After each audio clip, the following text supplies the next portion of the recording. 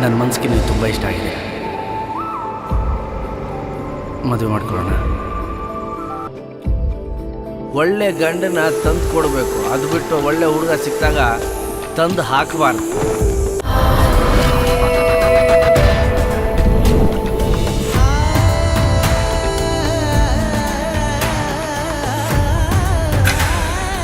ಪ್ರೀತಿ ಕಳ್ಕೊಂಡ್ರೆ ತುಂಬ ಕಷ್ಟ ಅಂತ ಹೇಳ್ತಾರೆ. ಅಂಥದ್ರಲ್ಲಿ ಪ್ರೀತಿಸಿದ ಹುಡುಗಿನೇ ಕಳ್ಕೊಂಡ್ರೆ ಬದುಕೋದು ಹೇಗೆ?